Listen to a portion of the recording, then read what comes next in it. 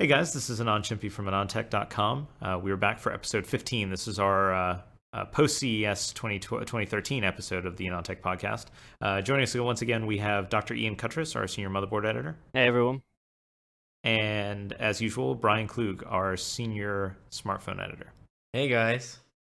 I don't actually remember a lot of what we talked about at CES. That was a very late night that we recorded that podcast. And I know there's some stuff we wanted to wrap up. And this is something that I've kind of been wanting to just get my thoughts down in document form. But I feel like, you go back one or two CESs ago, and I had no visibility into where the market was going, what was happening. I mean, two CESs ago, we still thought we had, 6 viable smartphone SoC vendors, right? Yeah, it was a pretty big number. And now, it's consolidation hasn't really happened, but people have clearly faded away, right? Like they're still out there, they're still shipping a little bit of product, they're still making press announcements, but that market is starting to close, and I feel like now we have like real visibility into what's happening. So I wanted to kind of share some thoughts, not just in the smartphone space, but in computing in general as to what's going on.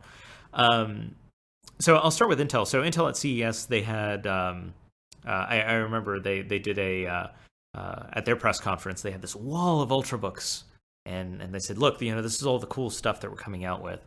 And I remember standing in the back of the room and looking at it all, and having used some of the best Ultrabooks from this last round. Looking at that wall, I'm like, the vast majority of the stuff up there just isn't going to be very good. And I hate that that's my initial reaction, but I feel like that's probably the truth, right? And I think it highlights the kind of major problem Intel's facing right now. They are, they have never executed so well for so long, and they're continuing to execute well, and their roadmap going forward looks really, really good. But I don't know that any one of their partners from the PC space is actually doing all that great, and is actually putting out the caliber of product that would make me really excited. I mean, people have gotten better, right? You look at Acer today, Asus today, they're a lot better than they have in the past, than they have been in the past. But I feel like each generation, there's still a whole list of things that we wish they'd gotten right. And I don't think, unfortunately, I don't think that's going to change with Haswell either. I don't know. I'm curious your guys' thoughts on all of this. Am I being too cynical? Is it a case of what the consumer wants they can't provide inside the price envelope, or is it just the fact that innovation just isn't occurring? Well, I don't think it's that, right? So I think, I look at the second generation of Ultrabooks, right, where we were still making the comments like, hey, the trackpad on the MacBook Air is still better, or, you've got, at least with the second generation, we finally got displays that were better than what was on the MacBook Air. But the fact that, like, a lot of these guys are still struggling for hardware parity at similar price points to Apple is kind of disappointing. I feel like the PC market in general has always been, hey, look, we'll deliver better hardware at a lower price point than Apple. By better, I mean faster, better specs, so on and so forth. But some of these companies have fallen so far behind in the basic tangibles in terms of display calibration, keyboard, trackpad, in those things. And those have grown in importance so much since, kind of CPU power has been enough for the mainstream consumer, I guess, for so long now, that I don't know, you end up in this like really disappointing cycle of these guys still trying to compete based on, we'll give you twice as much RAM, or we'll give you one more notch of storage capacity at the same price point as Apple. Like I still feel like they're playing those games versus saying, here's everything you get with a MacBook Air, but for $699 instead of $999, right? And I feel like that has always been the value play there. But because of volume, because of scale, they're not able to deliver that right away. And I think it's really frustrating. Interesting. That's pretty alarming. I don't want to get on a tangent, but my bigger thing with Intel is that you go to their booth, there's like a little teeny tiny section for smartphones.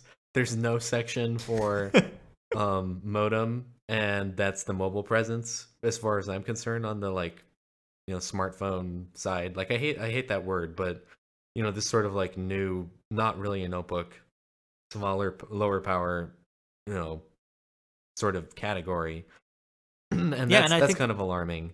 I think that's the other side of Intel's problem, right? Again, uh, you have great roadmap on the Core side, potentially promising roadmap on the Atom side. The things we're hearing about Bay Trail, Valley View, they all sound very, very promising.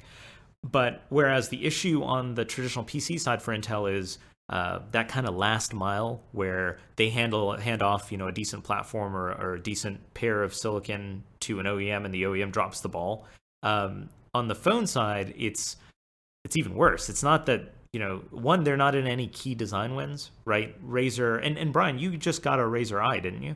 Yeah, that was nice. I think that's a great device, I don't know, Dude. I think the thing with the Lexington is that that's a pretty cool little handset, and everybody kind of wants this flagship thing. But So this hang has on been real quick. So Lexington, for those who don't know, that is Intel's single core Atom FFRD for smartphones. That's designed to go into, I guess, like the emerging markets where price is a major concern, and price point for that thing is like in the like low hundreds of range, right? Or Yeah, it's maybe like even below 120 100. bucks, I think, is Okay. what the one that's being sold is being priced at. But I mean, like, that form factor isn't bad, and when you understand what I think, that sort of fits into the theme of this last week. That's been, oh, Android really only wins because it's cheap. I haven't gotten involved in that discussion because I think it's kind of like very first order. I think like a lot of these platforms have obviated the feature phone and dumb phone markets, Yeah. but that's not necessarily why it wins. Like at the high end, it's also winning too. Yep. So I just like that discussion. I just am not going to entertain because I think that's like, oh, okay, well, we want a reason, so we're going to make one up. But at the same Well, so time, that like they understand that's where the value is, and so they put out something, and okay, that's a way to get to market without LTE as well. yeah, I feel like Intel's strategy though has always been you have to go after The the high bulk and of then the trickle market. down. Well, and not just that, you have to go after both, right? But you have to take the whole thing. You can't just go after the ultra value space. I feel like, that space where Lexington competes, so in that price point, most of the competing solutions are like single core ARM 11 class processors, right? Yeah, and those are really bad. Like, there's just Yeah, no way so of there's like I've used a few, and people want us to review them, but I mean, like, I'll be honest, I'm not going to use it. Like, it's painful, and so just as a result, I can't do it any justice. yeah. So I feel like that's really low hanging fruit for Intel. It makes sense for them to go in there. But I don't know. I want to see I that. agree with you. There's no major like big design wins. Like the Razer Eye is great. That's probably the one. It sticks out in my mind as not being just an FFRD. Like, it's completely different. Yes. The form factor is different. It's smaller. It's more compact. It's got QHD. It's a great little device. And like, that's really the only one that sticks out in my mind that isn't just like an FFRD that looks a little tiny little bit different. You Yeah. know, and thus isn't just like sort of Intel gave them all that they needed to make the phone, and they did it. So, Yeah. and at the same time, there's this LTE discussion, and there's no reason they couldn't just go with somebody else's LTE chipset. But I think that would be embarrassing for them, and that's why they haven't done it. Yeah. They just don't want to. But there's not like an OEM could take this and stick in, MDM 9615 on it. No problem. I mean, I think that's fundamentally been the issue, though, right? There's the advantages that Intel offers. So, advantage in performance, slight disadvantage in power. That equation has never been enough for an OEM to say, you know what, I'm gonna get a Qualcomm LTE modem, and I need this Atom thing because it's gonna help me sell more phones. Right? At best, they've been parity with kind of the mainstream or the mid range, which isn't enough to convince an OEM to, work with them. Yeah, and then there's some developer support for like those last remaining libraries. And what's interesting is that I have seen a lot of updates come through the pipeline, just from devs that I wouldn't necessarily expect, with support for x86, like mentioned in the change log. Interesting. So, I mean, I think it's starting to catch on. The foundation is getting laid. They're starting to notice. I mean, all is not lost, but again, it's a little bit disappointing that it's not, like the headlining thing Exactly. for them. So I think that takes care of the phone side. I've talked about the Ultrabook side. In between, I feel like Intel's now at that stage where they're kind of actively considering going heavier into Android tablets. Originally, that wasn't the go-to market plan. The go-to market plan was we'll go into Android phones and we'll do Windows 8 and tablets. But I think Intel's kind of in a position where they're seeing, Windows 8 tablet adoption isn't all that great, despite what I guess what made sense originally, 10,000-foot view. So until Windows Blue shows up, which is supposed to be end of Q3, beginning of Q4 this year, which may or may not change things. Until that happens, I think we're going to see increased focus on from Intel on the Android space for tablets. That is. That's pretty interesting. I mean, I think that's the real win. If you're not if you're not the lowest power, but you have other things, then the tablet is the most logical place to go. Yeah. So I mean, that's sort of like the Tegra 3 story. Right? Exactly. I was just about to say that. So that's kind of Intel. I know there's one other announcement here that happened post CES, which I guess we can talk about now, and then I'll get to Qualcomm. So Intel announced, just a few days ago that over the next 3 years it would be winding down its desktop motherboard business. So a lot of people, you either know this or you don't. Intel actually builds a lot of motherboards that they sell into the channel that appear in, white box retailer systems, stuff like that. And they've always been really good motherboards.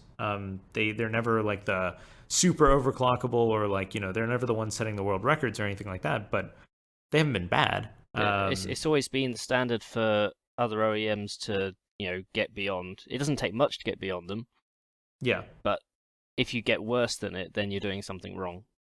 Yeah, but I found, so I always, I'm going to have to this won't be the case going forward, but I always used to use the Intel boards in all of our CPU benchmarks for our desktop CPU reviews.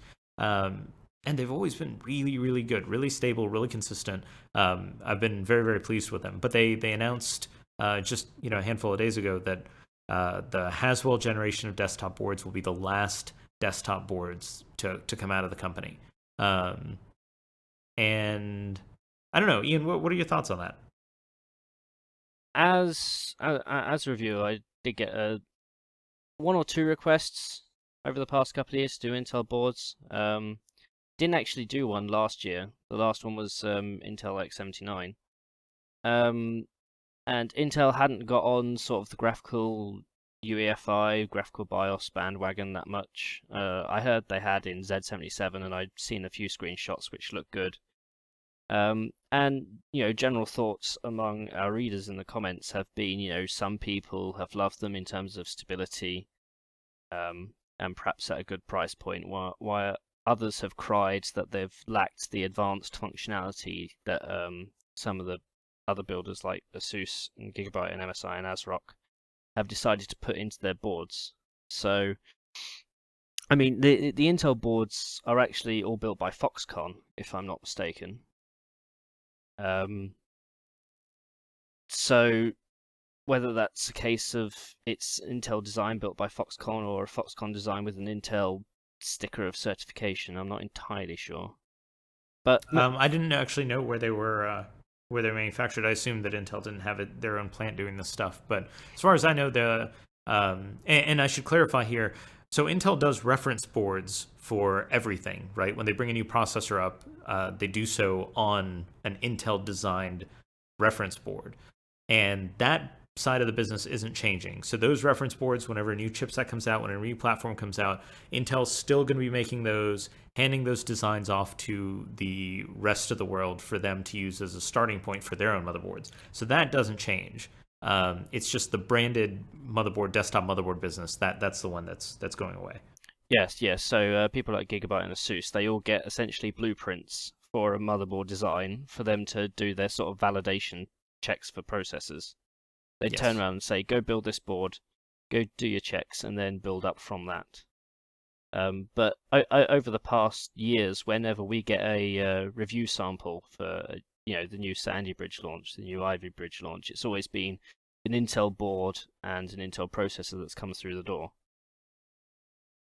Yeah, no, that's true. Whereas with AMD, they always pick a partner to build Correct. the board. Yeah.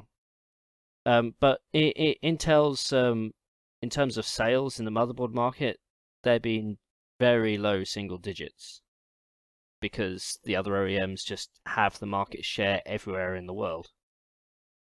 There's no point, for example, for Intel trying to break into the Brazil market with their motherboards. But then again, the motherboard market, I would assume Intel's motherboard team would just be a spin out from their chipset design team.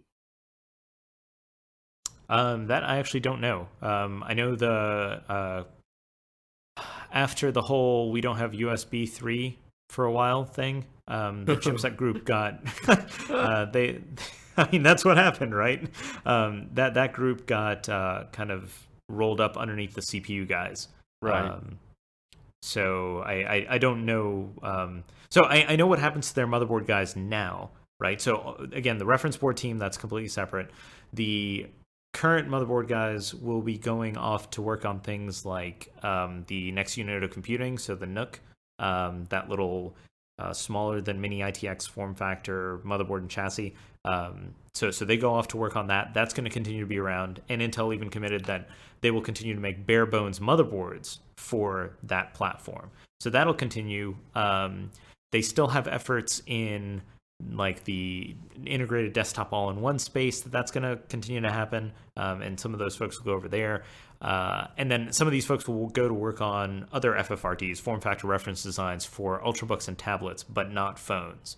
And Intel was very specific to point out that, hey, these guys aren't going to go work on phones yet, and I think part of that is Mike Bell, who helps to run the new mobile and comms group. When he was brought in, he was allowed to kind of go pick and hire his own teams and bring in anyone who he wanted. So I don't think they're slightly detached from Intel proper, is my understanding. And of course, as Brian mentioned earlier, it's still phones aren't still a major portion of what Intel's showcasing at this point. It's definitely not a king or queen. I guess it's kind of strange if they're making their own reference designs, then why not just go to market with them? And I think that's basically what these were, but maybe even they're just taking a loss on it if they're not popular. Well, it's my understanding that they were decently popular, especially in like a lot of the white box systems. Right. But the issue is that's a very low margin business, and so I was even shocked that they stuck around for this long, right? Because Intel has traditionally just shied away from ultra low margin businesses. It's been a long time since I built anything with an Intel board, but don't they usually not have overclocking? Is that like, am I a relic? It's been so... No, they have overclocking now. They're actually pretty decent. So Ian, you haven't used their 7 series stuff? No. Yeah, they have, if all you want to do is make, your memory timings go down and your, B clock up and your overall frequency up, like they have all of that stuff. If you want to tweak voltages, yeah, that stuff is all there now. They even have like really good auto overclocking settings, at least on their X79 board I used. It was super simple. I remember when I did Sandy Bridge E, I mentioned that it was just ridiculously simple to overclock on the Intel board. It was literally like 2 hits of a keyboard, and now you're running at a much higher frequency. Well, so Intel packages didn't often have the wide range of software that stuff like the ASUS MSI and Gigabyte boards had. So in terms of the package, it was just basic is as basic does with a few extra features.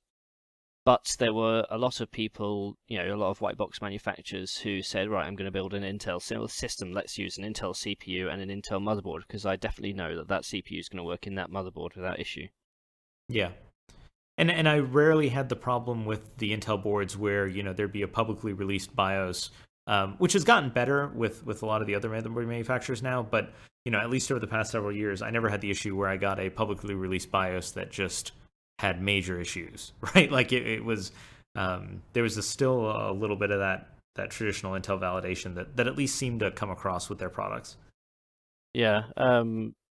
Look, given that my experience around Intel boards hasn't been that much, a lot of the big manufacturers now, they're doing BIOS releases for the new products, every month for at least the first 6 to 8 months. Whereas you can get a motherboard from somebody else, and disabling, a network port disables all your PCIe slots or something sometimes. Yeah. Oops. That's an oops. Or you get sent out, you get sent a board to review, and it comes with a media BIOS, a pre-release media BIOS, which has some certain tweaks that aren't available in public BIOSes. That's happened. So performance Wow. for the reviewer is more than what somebody's going to get at home with a release sample. So that happened. So that happened.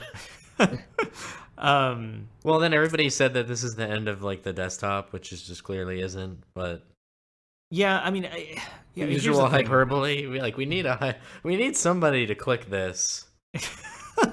Because I mean, here's the thing: like the PC business or Intel will ship something like 300 million x86 CPUs per year, and over half of them go into notebooks, and the remaining half, or less than half, go into desktops. And those desktops can be anything from like a giant tower to like a Mac Mini style thing, or a Nook or something like that.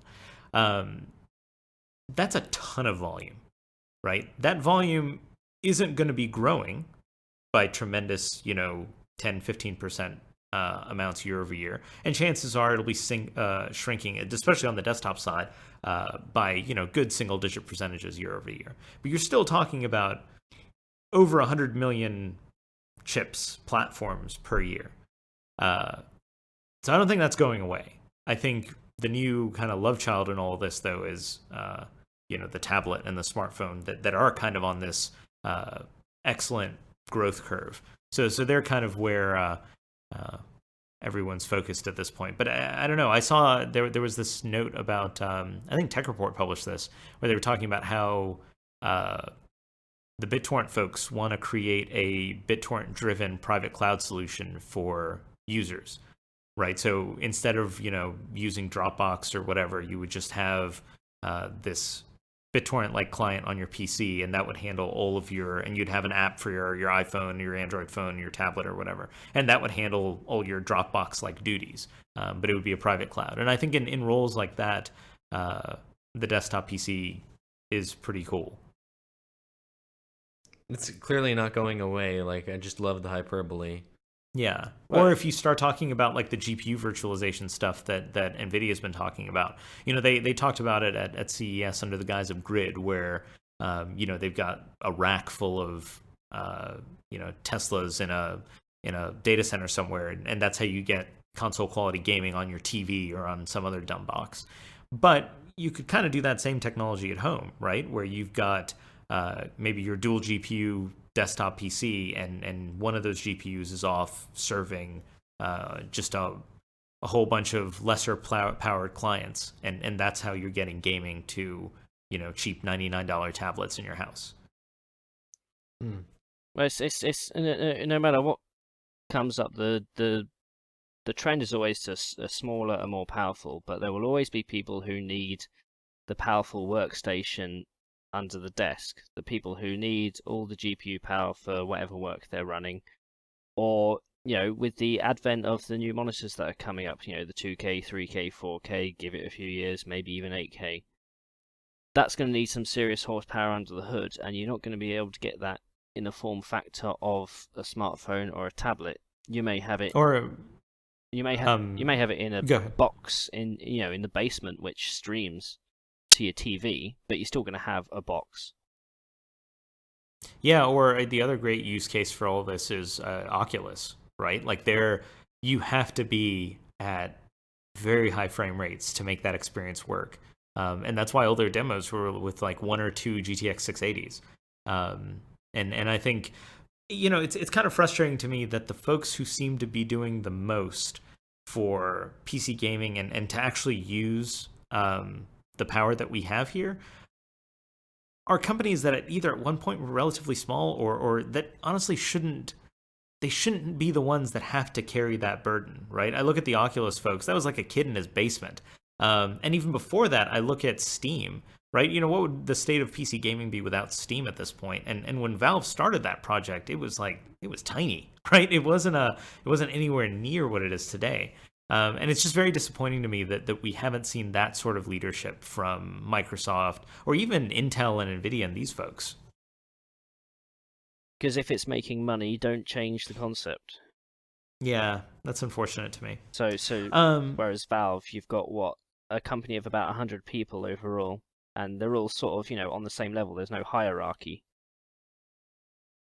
I don't know. I mean, it strikes me that they're doing what needs to be done, right? They're building the right products. And that kind of takes me into a point that I wanted to get to later, but we can go ahead and do it now. This idea of the open console, right? So the current console business, the current console model, which will definitely continue, at least one, probably two more generations, is you build this box that looks like a PC. It has a lot of PC-like hardware. You sell it at a loss, and to make up for it, you sell software. And that software is just AAA titles, really cool games, so on and so forth.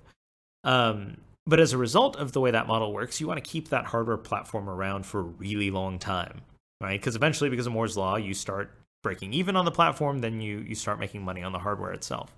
So you take Xbox 360, for example, that was introduced in 2005. It's 2013 now, right? So here we are 8 years later, and this year, we'll get, by the middle or definitely by the end of this year, we'll get the successor to that product. Now, in 8 years, I remember, Brian, you and I were at the Tegra 4 launch at CES, and NVIDIA had that slide up there about showing the difference in PC GPU power from lowest end to highest end compared to the Xbox 360. And because of those 8 years without any hardware updates to the 360, the PC is somewhere between, what do they say, like half the speed of the Xbox 360 all the way up to 15x the GPU power. Something right? Like that. I mean, it's just ridiculous. Is that all? And that's all for now, right? But add another 15% to that after the next GPU's launch, and it'll just kind of continue. But what's frustrating there is this isn't just me speaking as someone that I need numbers to be higher and things to be faster.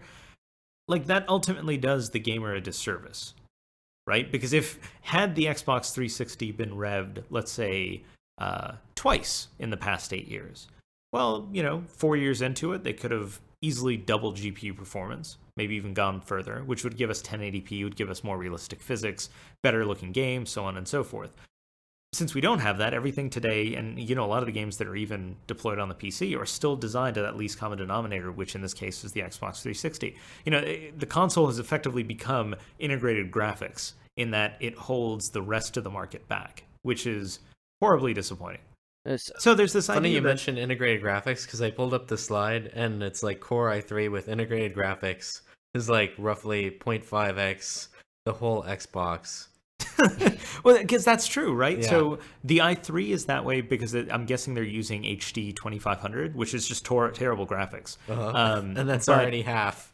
Yeah, but the I believe with Sandy Bridge, that was the first integrated, the first processor graphics, whatever you want to call it, the first GPU that delivered a higher 3D Mark score than what the Xbox 360's GPU could deliver. And Ivy Bridge obviously got even faster than that. I want to see 3D Mark running on a 360. Can you just have that? Yeah, they I guess internally, like, everyone knows those numbers. I don't. Well, I'm not. Don't forget the console, hardware and software platform. Everything's surreptitiously optimized. All the coding, all the graphics. So the current, of course. So what you get now on the consoles is the ultimate extreme in optimization, whereas in modern, well, they know all the tricks now. Yeah, whereas modern PC games, you get something like Battlefield 3, which I still think is unoptimized, and as a result gets poor frame rates. But well, it's similar to what happened in the current, like, the modern smartphone and tablet revolution, right? Because you're so hardware constrained, you have to be better about how you develop. Right? It's the reason that iOS and Android don't look like Windows 7 and don't have the overhead of Windows 7. Because you couldn't. Like, there's no, iOS debuted on an ARM 11 platform, right? Like, that was horribly slow. With how much memory did they have? Was it 256 back then or less? I don't know off the top of my head, but that probably like 128 or 256. Yeah, it's just an absolutely tiny amount of memory, Like, and no real storage, no ability to like swap. Right? You can, I mean, you can't swap to NAND in It was iOS. 128. Yeah, amazing. Right? Like it's under those constraints. It's either it's you sink or swim. There's no in between. And I think there's definitely a lot of cool stuff that comes out of that, being in these like hardware constrained platforms. But we can't have a new platform every 8 years or every 10 years. But you don't want the Ouya. No, no. I don't want an Ouya. I don't. No And that's offense that. to the Ouya people. well, It's but sorry. Go ahead. But put it from this perspective, over the past 20 years, all the main software development happens on PCs and on Macs, where storage has gotten better. You've got massive amounts of memory. You've got all CPU power that you need. But go back 20 years, go back to the mid 80s when you're dealing with old Commodores and Amigas, where you had 52 kilobytes of memory, and people just knew how to code optimally from the time that they were taught, rather than from nowadays that your computer science classes, where they're not too concerned with how much memory you use, until you actually get into a job. But back then, back in the mid 80s, when you had your Amigas and your Commodores, I'm pretty sure a few of them had I'm pretty sure the Commodore 64 had an add-in module that was like a cartridge, which was essentially an additional processor, which meant that everything else ended up being routed through that processor, and it gave you an extra sort of 30% performance. And was it one of the Sega Master Systems on the Mega Drives got an extra add-on port for their console to, so it could deal with bigger and better things? What's happened in the past 15 years that sort of mindset has just drifted away?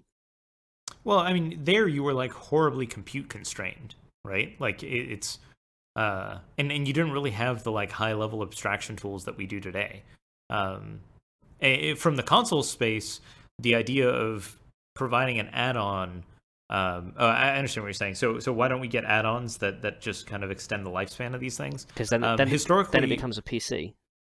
Well, no, historically those haven't worked, right? No developers have supported that because the adoption rate of those things is so low to begin with, that it defeats the whole purpose of the console, right? That you have a platform that's stable that everyone has, and you kind of develop for that mass. I'm not advocating against that, right? I think you need to keep a platform around for definitely longer than 3 years. I thought the length of time that they had with the original Xbox, which was 4 years, and I remember all the developers were really upset about that when they went to that 4-year cadence. I thought that's probably the sweet spot, maybe even a little too long. I would like to see something in the maybe 3.5 to 4 year range. But if you keep that cadence and you go aggressive on the hardware, I think 4 years is totally fine. Well, the current console platforms, they're both essentially obscure because they're not complete x86, either of them, are they? No, but they will be this next generation, which will either might help reduce the cadence, because people have spent so long trying to program and learn how to code for the current platforms that No, I wouldn't say that. I mean, because on the general purpose CPU side on both of them were effectively just PowerPC, right? That's not too unheard of or too unknown. Sony was a little weird with Cell, like that took a bit of effort. But I mean, I think the current plan for Xbox Next is, they're aiming for 10 years. Right? Like they're aiming for 10 years. When I look at the leaked specs right now, it's not like, I don't know. I need to go back 8 years, and was the 360 that phenomenal from a hardware standpoint? Like, I can't remember. On the GPU side, it was pretty good. On the CPU side, it was really bad. Right, because people were complaining even then, weren't they? Yes. So, I mean, I think that sort of is the same thing here. Is that this isn't anything phenomenal? In terms of what the system will be outputting to over the next 8 years, it's going to be 4K. So, is everything going to be upscaled? Of course, the current one was 720p in a 1080p world. So this Yeah. one's going to be 1080p in a 4K world. I mean, that was just a given, Yeah. you know. Well, so my point in all of this is that's the old model. I do believe that it's broken, and since we're in this space where, let's say, performance mainstream hardware is good enough for a lot of people, I do like the idea of the open console, where the open console is the PC, right? You have let's say, a neutral party come out with a good live USB stick or bootable environment that kind of delivers that console OS. You have a Steam-like distribution service for getting your games on there, and you just release a certification program, right? Where you you can, if you buy the right PC or if you have the right certified hardware and driver stack or what have you, you get a little logo and you're allowed to call this. In the case of Valve, it would be called a Valvebox. But whoever wants to do it, you have a certification program there. And what's interesting to me is the first time I ever heard this idea was a few years ago at a private dinner somewhere, and it was Charlie from Semi Accurate that floated it, and I was like, this makes a ton of sense. And it sounds a lot like what Valve is doing today, and they're it's not just them building their own box, but kind of creating this environment where anyone with the right minimum specs on their PC, now they can have this kind of open console gaming environment, and using that as the next generation. Because so from what I understand, neither of the next generation consoles are going to be able to deliver better GPU performance than a single GTX 680. I think that's what I've heard thus far. I could be wrong, but that's the best I know. And in that case, yeah, I'd love to see an open console that kind of prioritized or came out with a new spec, let's say every 4 years, and developers could just target that, and they would get favorable distribution and promotion within the community, and so on and so forth. I don't know. I'm curious what you guys think about it. It sounds like it would require a lot of input from a lot of different sides of the industry who are naturally at odds with each other. Why? Why can't the so if it's Valve, right? Let's say Valve does it. Why can't they set it? They've been neutral enough. They can come in and say, look, if you want the certification for high-end Valvebox, you need to have let's say a 660 or 670 or whatever the equivalent AMD part is. So, you need... Right. So the issue there is it's the same when Microsoft come out with a new platform. They have, or Intel come out with a new chip. They have a partner who's the focus partner, who deals with everything, and then everybody gets a big launch from that. Valve would need to essentially ally with several PC makers, either something as big as Dell or HP, or maybe as a string of boutique or shuttle builds, in order to do it. It would require that sort of push. But does it necessarily, right? Like if I look at how Steam started, right? Steam started as, hey, this is this thing. It looks kind of stupid, but here it is. This is the goal, and it grew from there into something that you can't really live without. And I view this the same way, right? You build an environment. You build something that's optimized for getting your games on your PC onto your TV and delivering that console-like experience, right? That's motivated purely by gaming, not by trying to sell other online services to you. Like, this is purely a gaming focused thing, right? So they put it out there, and maybe they don't have the widespread adoption today. And well, they wouldn't today, right? If they deploy as everyone's hearing on Linux first, the current state of Linux gaming isn't that great. But if they deploy there and they deliver a good enough experience to attract the developers over, and then you start getting good enough games over there, where now you start attracting users over, and you make it open and easy enough for everyone to deploy this on their kind of the notebooks that they own, or the DIY PCs that they've already built. You start getting them in.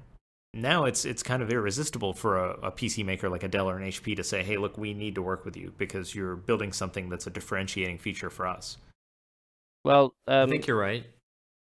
When Valve started with Steam, it's essentially, hey, here's a platform, for distribution, and uptake for developers was slow. and then eventually people realized, oh well, we're designing for Windows, and this new platform gets around to dealing with distributing actual physical copies of the game. So while we're developing for Windows, we also develop for this.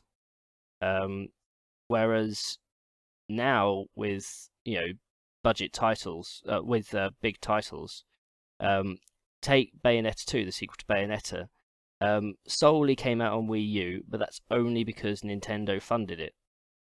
So for something to take part of this open console thing, it would require several big games to say, well, we're developing for Windows, we're developing for Mac, let's also develop for this.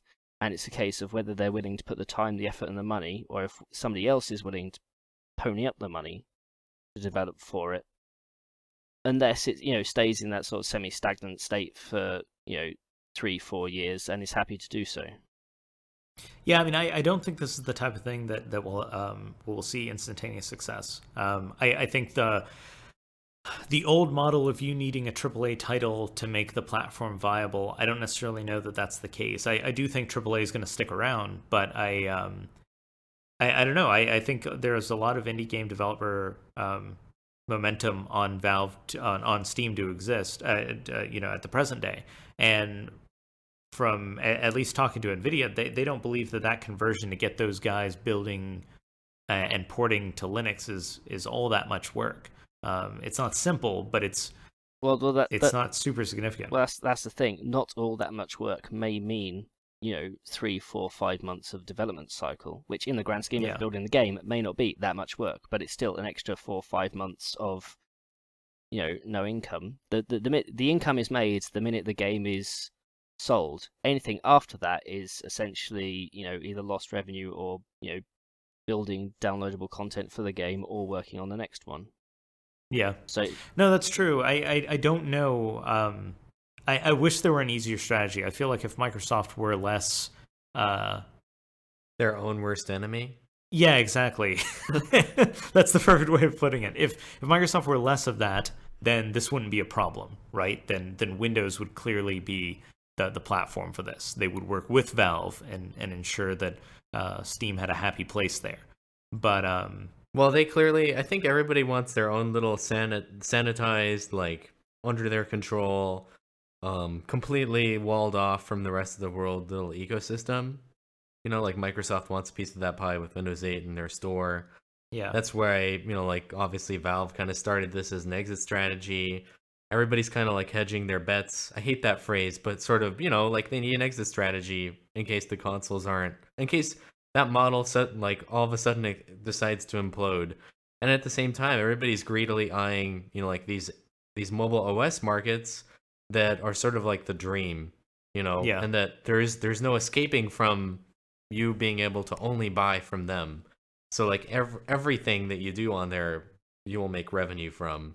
And everybody wants a piece of that pie. And I think Valve is probably the most open. Like they've said, our Steambox, you can just fire up a browser, do whatever you want. It's just Linux, etc., etc. I like this thesis of yours. I do. I like it. Because I've been around it when you talk about it. And originally I thought that your thesis was the open console is already here and it's called the PC. But now it's like it's more of we need a different platform that runs on the PC that everybody has sort of agreed this will work. And then you put your stuff on it. It's a PC with a USB bootable stick. That's essentially what it is. Yeah, I like that a lot. We have the open console is here. It is the PC. We have the hardware. You know what? We effectively already have the next Xbox. It's just all of the vendors that would normally provide us with the software layer and do all of the lifting I'm talking about just don't care. Like they clearly, it is not a priority for them to deliver what the gaming market needs and wants. And as a result, we have to turn to someone else who hopefully, long shot, will be able to do this. And if you asked me back at the start of Steam whether or not this would revolutionize the distribution of games on the PC, I would have written it off. Right? I looked at it and I was like, look, these guys just don't get it in terms of how to build the right UI and the right software. Like it didn't click for me at all. I understood the concept, but I was like, the Valve guys aren't going to be able to pull it off, and they did. And I'm not saying they're going to be able to pull this off, but I believe that they can, right? Maybe it's a slim chance, but after what they've done with Steam, I do put faith that, you know, over the next handful of years, they might be able to achieve this. I always thought the thing with Steam that was awesome is that it's like ownership that you can get behind. Like, I like buying games on there because there it is. You know, I don't have to worry about a disc. Like, I kind of wish that was the case for these next generation consoles, is that they move to that model. Like, I don't want to have to, you know, like, I hate waiting in line.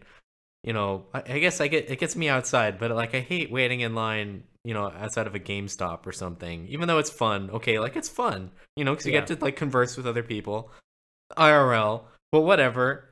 You know, just I should be able to download the game on release day and, you know, like, be in my basement, you know, and that's sort of the beauty of, like, we have 50 megabits. Well, there are certain barriers that are going to have to come over this. I mean, first of all, I mean, if Steam didn't exist, we'd all be using Origin. Would Origin exist without Steam? Probably. I mean, someone would have developed some like really horrible way of doing digital distribution for PC games. Yeah. I'm sure someone it would have been so bad. Well, remember before Origin, they had that like EA download thing. Did you ever try that? I tried that. Yep. That was pretty horrible. Well, yeah. You also have things like direct to drive. But the fact is, if a game's released at midnight on disc, you can go out, you can get the disc, you can put it in. Currently with Steam, obviously they offer preloading, which usually works. The game may not always be released at the right time in your time zone, which occurred to me with Borderlands 2. And also you become susceptible to what is known as Valve time. Which the concept where something time? It may be announced. It'll be like, oh, it'll be released tomorrow morning. 2 weeks later, yes, this afternoon. Or in the case of Half-Life Episode 3, The Rapture.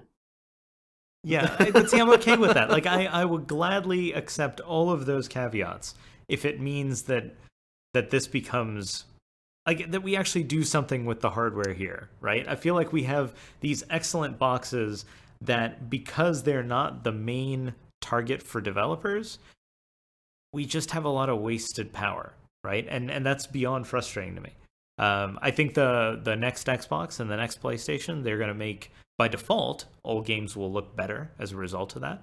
But then 4 years from now, we're going to be in the same exact situation again, right? Where we will have, now we'll be shipping integrated graphics that has better performance than what's in these consoles. And we're still designing to the same thing. I mean, if you saw the leaked documents that Microsoft produced on the next Xbox, like, there's a 10-year plan there, man. Like, that's they want this out. Yeah, they want it out. Ideal best case scenario, it's shipping for a decade, and I feel like that we don't have to sell things that way anymore. You don't have to build. I mean, PC hardware is good enough and cheap enough where you no longer have to take a loss to ship a good box. Well, if this is strong enough, then they'll get marginalized. You know what? I think the bigger thing for me is that if you look at the consoles, they've become PCs, and the PCs have become more console-like. You know, things like they used to look to a console because it would instantly boot, right? Yes. Well, now I can instantly boot my desktop. Like, this is a solved problem. And then the other things that are like, oh, well, you don't have to update console games. We know how untrue that is now. You know, day zero title updates and et cetera, et cetera. The other things that are like, what were you going to say, Ian? Sorry. For Forza 4 with its 30-minute install time, even though you've just put the disc in. Yeah, I just love stuff like that, right? I mean, this is exactly the case 8 years ago that everybody made for why we need to buy a console instead of, you know, like, use your PC. It was like, ha, you show up to the LAN party, you're just going to install things. Well, you know what do I do now? I show up with my console at my friend's house. Or, like, I get the game home, and it's like, well, let's just go do something else while it's updating/installing. Well, it's you know? As you say, the install to drive that the 360 does, that was, you know, essentially a move towards a PC type environment. Well, and because the optical storage isn't big enough, and they can't load from it fast enough, and, you know, like, I can tell when I'm just loading faster than everybody else because, like, I stuck a 7200 RPM drive in. And then the other things too, like piracy. You know, like I'm sorry, this like the 360 is hacked. You know, like I have a JTAG'd Xbox. You know, I'll admit it. Everybody has one. You can buy one for like $200 if you know the right person. So, the same could be said for drugs, Brian. No, there's this kid down the road who sells them for like $200. I'm like, how are you doing this? He's like, oh, well, I buy the like old, like broken fats on eBay and then fix them. And I'm like, this is below cost or at cost for what I would buy new. Like, this is just amazing. Yeah. But this argument that it's more secure, like like if you're selling a title on the console, it's never going to be pirated, etc., etc. That's just not true. People were playing Halo 4 like 2 weeks before it came out online. Well, so what's also interesting is I noticed this past year, if you paid attention to when things got pirated for the PC versus the Xbox, a lot of times the pirated version of a game that was out on both platforms would appear on the Xbox first. Yeah, I totally agree. And it's because it's even simpler. Like all I need is the image, you know, and it works, and I don't have to worry about like a crack or so. I think it works both ways, and I think all the things that used to make a console just like sort of eroded away over 8 years. Like now we have apps and Internet Explorer on the console. Like I was browsing the web on my console the other day, not because it's the best, most ideal thing to do, but because it was there and it was connected to a computer monitor. And then you just come to this realization that it's not really a console anymore. It's just kind of like this PC thing that really sucks. You know, it's like, it's like 8 years old and it just happens to play games. How cheap is NAND now? Can we go back to cartridges? I don't know. How cheap is NAND now? I mean, NAND is pretty cheap. You can get 8 gigs for, I don't know. I don't regularly buy NAND in bulk. I mean, it's it's less than $1 a gigabyte for like the highest quality NAND you can buy. Isn't it faster to read from that than it is a disk? Oh, sure. Yeah, if you have enough NAND in parallel. Yeah. I thought some of that argument was always that it's easier to stamp out a CD than flash all this NAND at the factory, though. Probably. I don't know what the scale, I don't know what the economy was that decided that. Well, if your disc breaks, you have to go get a new disc. If something's wrong with the cartridge, you just give it a blow and off you go. That sounds really wrong. The whole physical media thing that has to go away. And unfortunately, I think at least one of the next gen consoles is going to ship with a Blu-ray drive. I'm guessing that'll be the Sony device or whatever. So I don't know. It's the physical media thing. I do hope that goes away. I want to be able to put a solid state drive in, so I can bug you for like another 500 gig drive, and then put that in, and then I can always pull host, like always be host. Yeah. This block diagram you sent me said that the Durango has a Blu-ray. Oh, interesting. So yeah, 50 gig. I mean, like who knows with any of that stuff, right? Yeah. But yeah, the argument that always comes across will be price. But it depends. If somebody's going to make one of this, sort of agnostic, bootable USB thing, are you still going to end up paying, $800, $1,000 for a PC that you're going to upgrade every 3, 4, 5 years or so, versus a $350, Xbox Next, PlayStation 4, whatever. Yeah, I don't know. Because I think. But back when I was a big console gamer. I was 12. I couldn't afford a PC. You save up over a few years, Christmas money, and you can get a console. So you went the console route. Yeah, I mean, I think the thing is that PCs are so prevalent now that I would love for them. Like that's why I think the open console idea works. Right, because you can just assume that everyone has and for like less than $1,000, you can build an awesome PC, right? And even for like $500, you can build a really, really good PC. And I think that was the whole. I was thinking like a Nook, but just with a better GPU. Like, wouldn't that be perfect? Yeah, I agree. Yeah, Nook with a Thunderbolt port to a GPU in a case. I mean, that could be awesome.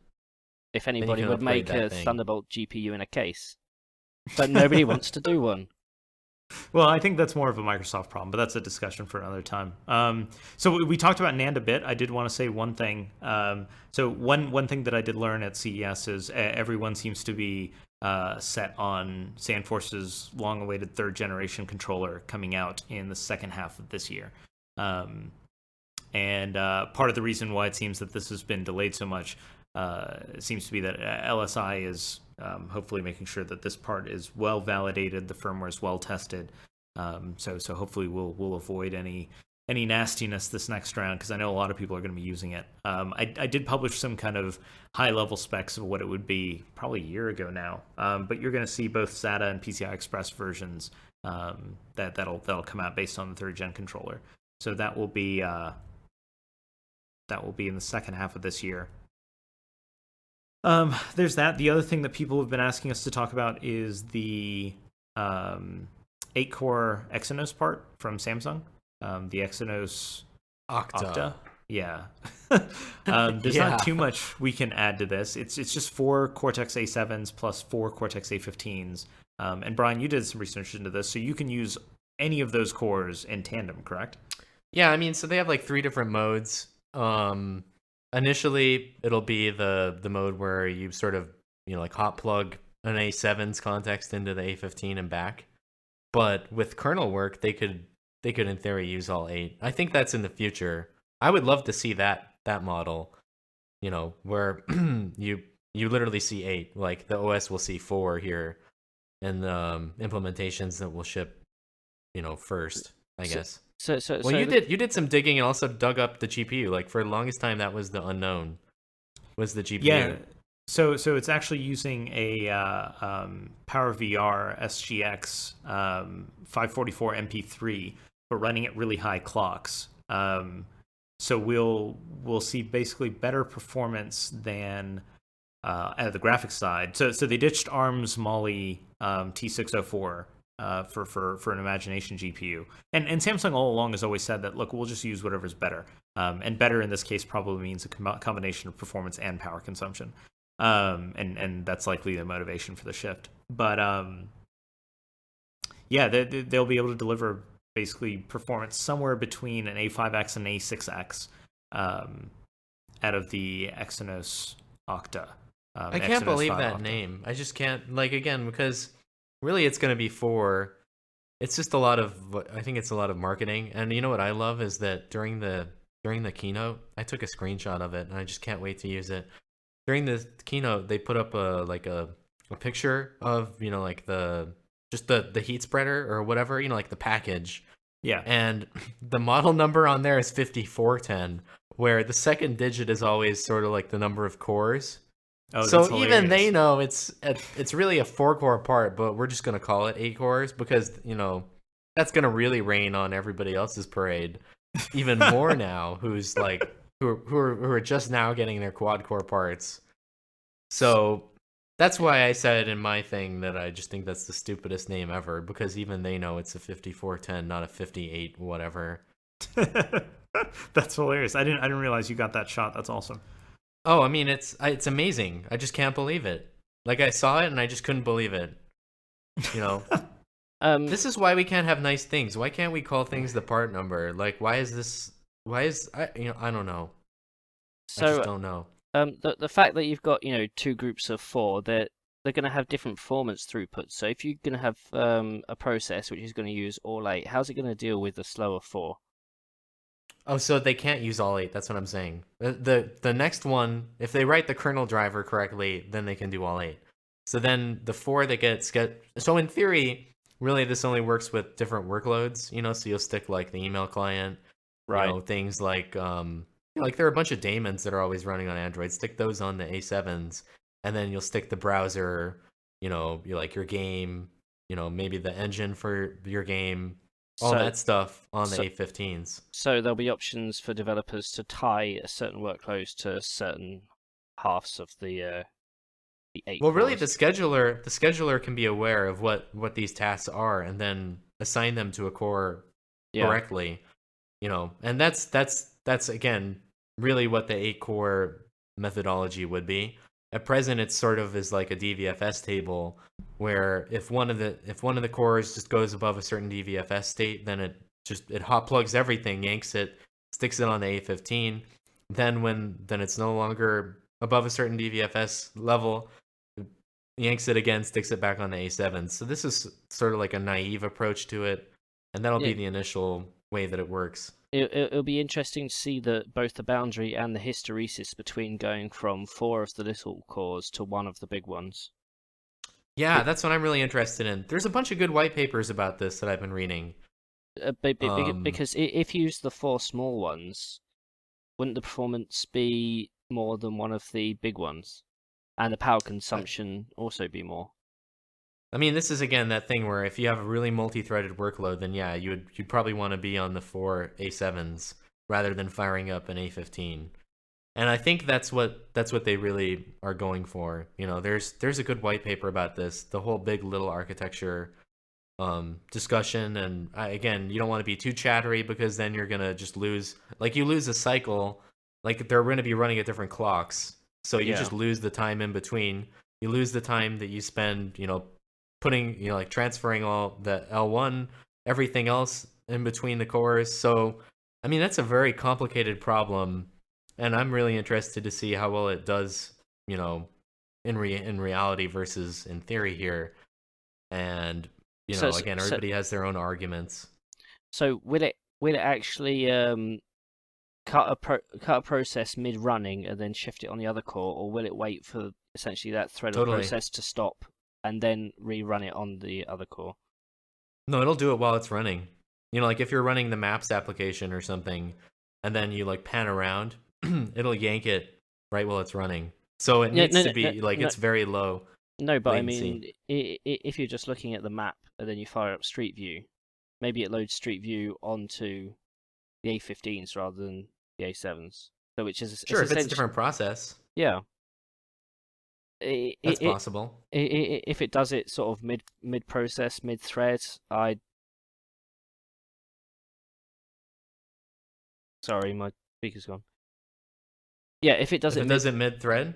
If it does it mid process, mid thread, I don't want to be on the developer team who has to deal with that. Right. Well, and that's why they're hoping this is abstracted as far away as possible, away from sort of, that application worry level, and implementational details. We'll see how well it is what I'm saying. I wouldn't want to be the developer at Samsung dealing with it anyway. I wouldn't either, but I mean, again, ARM has sort of worked out the kernel details, and there are videos of it working. They had a demo I wanted to look at in that room that I was told I need to leave. But you look too shady, man.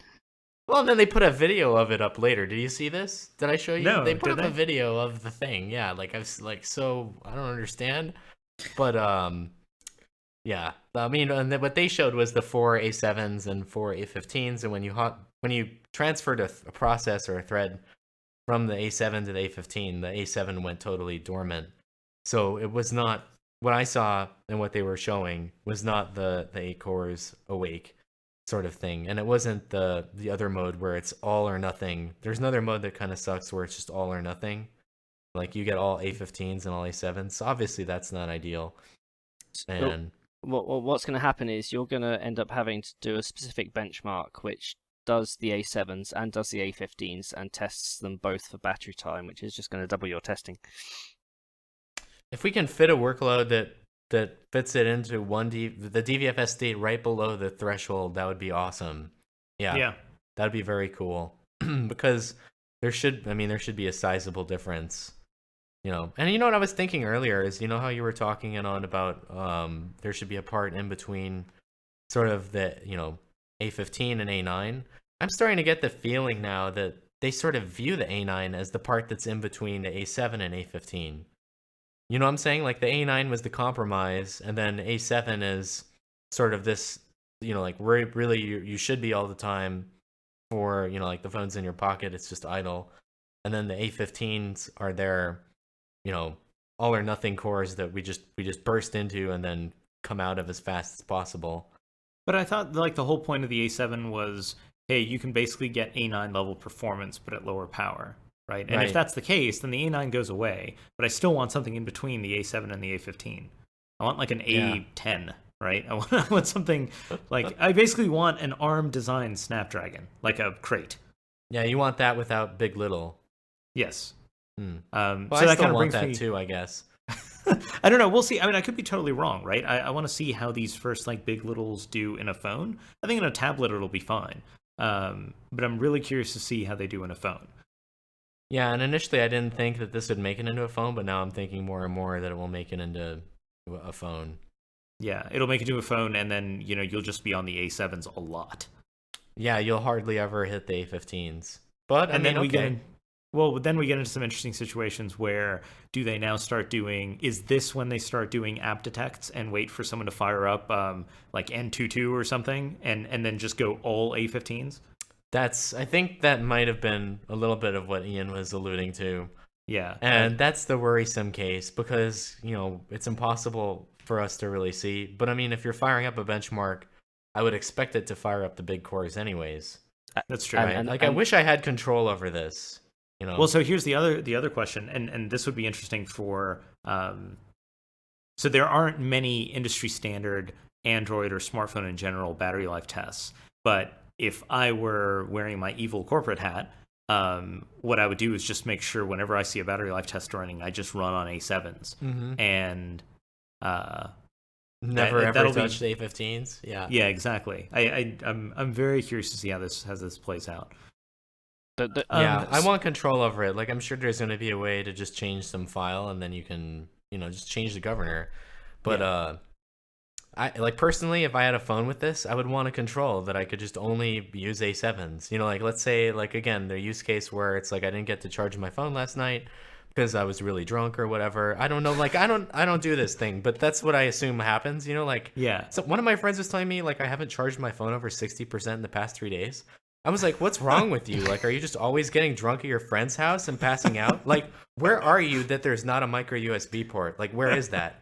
Like, I can charge my phone on the Xbox, Like, you can charge things on a TV these days. Like, maybe I'm just weird, but anyways, if I was in that circumstance, I would want a toggle where I can just go and only use A7s because I just know I'm going to be really drunk and, like, everybo's going to think I'm dead. Yeah. Like, I want the toggle. If you've got a phone on the A15s and it heats up too much such that it has to downclock to stay within a power envelope, what if it declocked lower than the performance would be if it was on the A7s? Would it switch back to the A7s? Well, because it's in the A15s? DVFS table. Yeah, we go on the A7s. It just moves you down the DVFS table. That's all the throttling. What's the right way to saying? All the heat mitigation throttling that I've seen is always you move down states. Like even in Anand's thing with the 5250, they just clearly were moving down states. Yeah, and then kind of waiting a little bit. You could see the steps, right, where they were just going down in frequency and voltage, which is awesome. Awesome to see it, but that's what they would do. So I would assume you would just end up with like 4 A7s. You're gonna have to do 2 battery tests, one in northern Alaska and one in Arizona. So one in my fridge and one in outside. Yeah, basically. So this we kind of touched on this a bit. There's not too much I want to add about Qualcomm at CES and kind of the vibe I got from them there. But more and more, just doing the x86 power stuff, doing just everything, just following what's been going on here. In a phone, I really think Qualcomm's the one to beat here. I think Brian's always kind of stressing how strong they are on the baseband side, and I really think it's that. It's they could have a worse kind of CPU story, and because of their strength on the baseband side, that would kind of make them still the de facto platform in phones. But the reality is from my perspective, they're doing what makes sense in the phone space. On the CPU side, they're building me something that's between an A9 and an A15, and logically, at least that's how I learned that that would be the logical next step. We'll see when these big little designs come out, but I think Qualcomm is they're not going to take this lying down. I think they're going to be very competitive here over the next couple of years.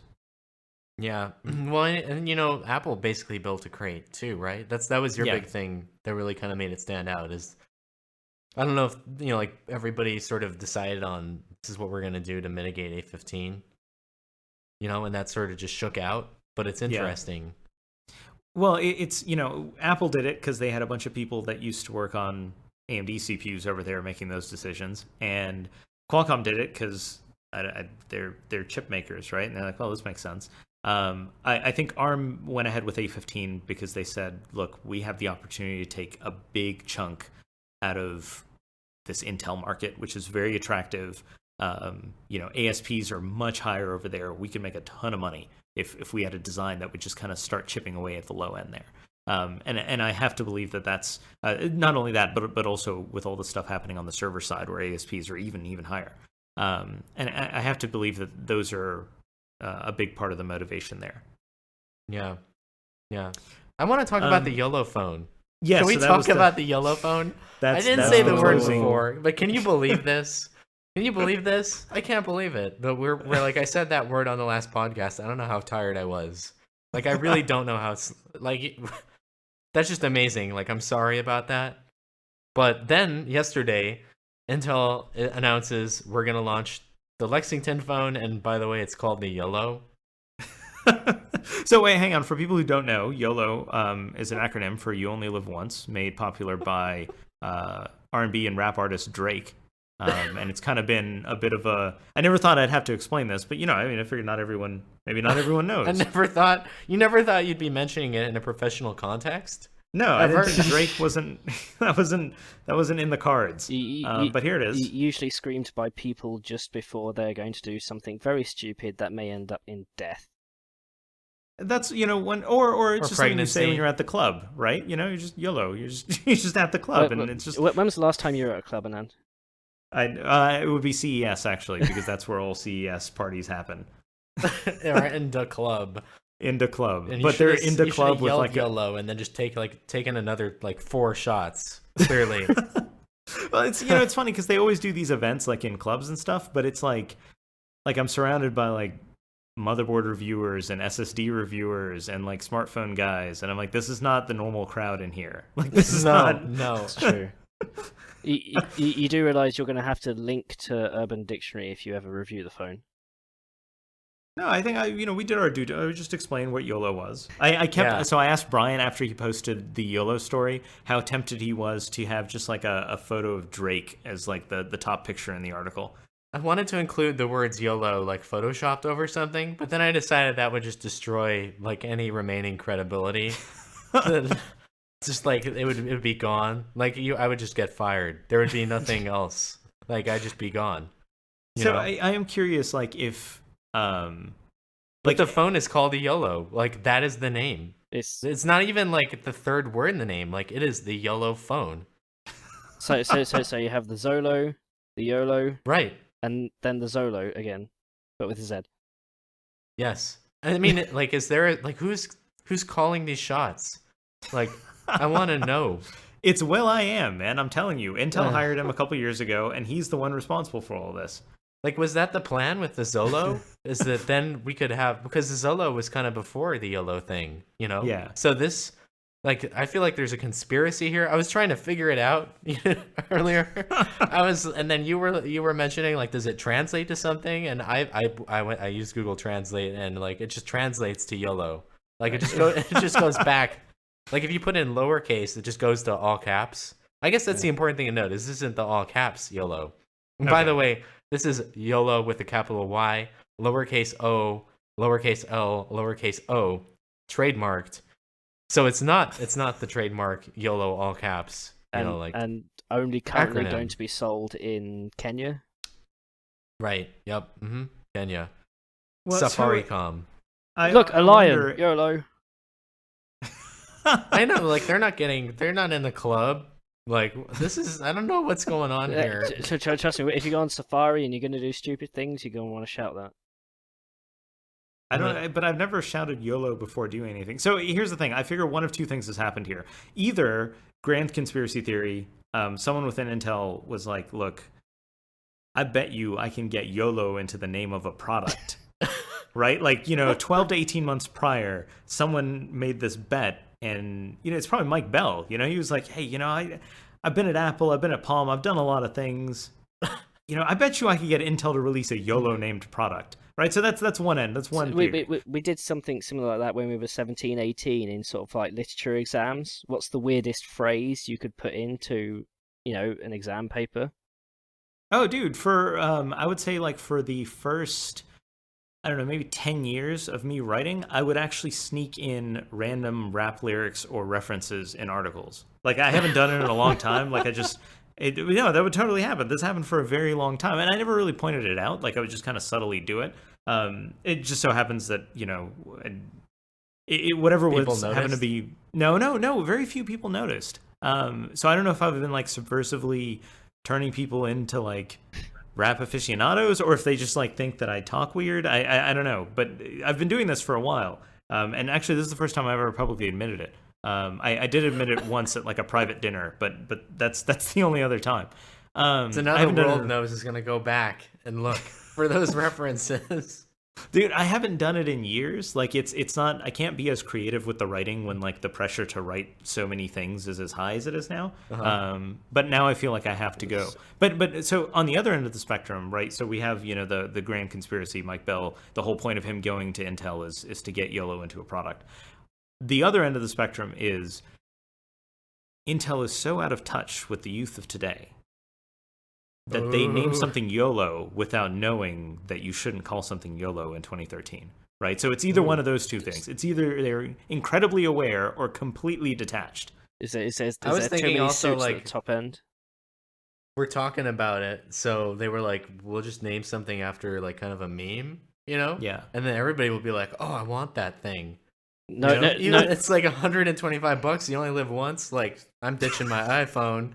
I'm gonna buy the Yolo phone. No, because then you'll get the Apple swag. The Apple swag. What do you mean? Like Oh, they're an gonna Apple make product? that up? They're gonna call it the swag. Yeah. So instead of iPhone math, it's like iPhone swag or something like that. That's just ridiculous. That's amazing. Well, I just can't believe it. If somebody 6 months ago said to you, Intel's going to come out with a YOLO phone, you would have said that was idiotic and I stupid. would have thought they were making fun of me, like, or just making fun of this. I would have been like, you're So you're somebody not being serious. somebody would have offered you odds to 10,000 to 1, and you still wouldn't have taken them. Until I was like Zolo. Yeah.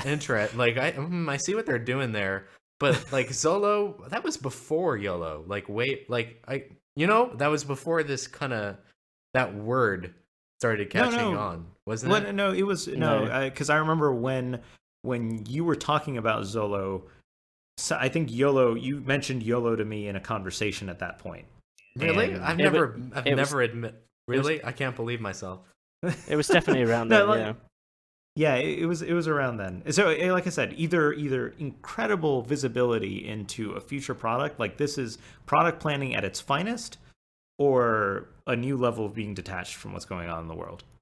I just can't imagine the discussions and then somebody typing up the press release. Like I just can't because there are people around, there are going to be people around like a boardroom that are discussing, what do we call this thing?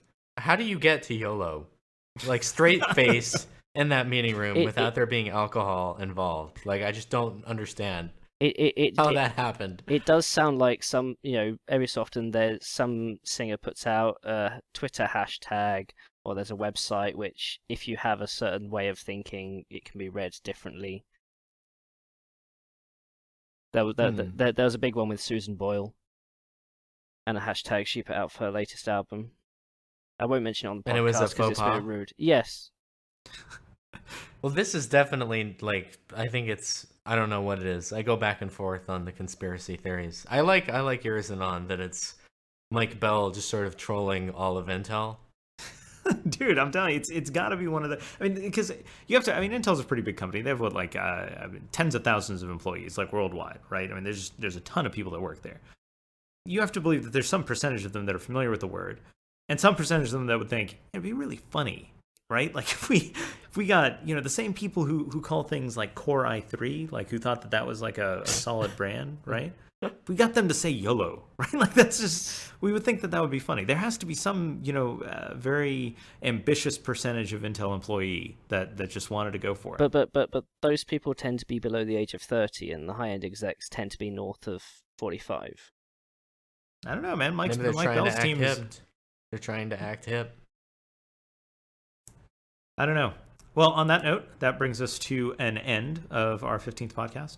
I want to thank you all for listening. Thank you for reading the site. And we've got MWC coming up in another month. And Computex after that. Haswell is coming. It's soon. So be sure to check back on the site, and we'll be back hopefully in about a week with the next episode. Thank you, guys.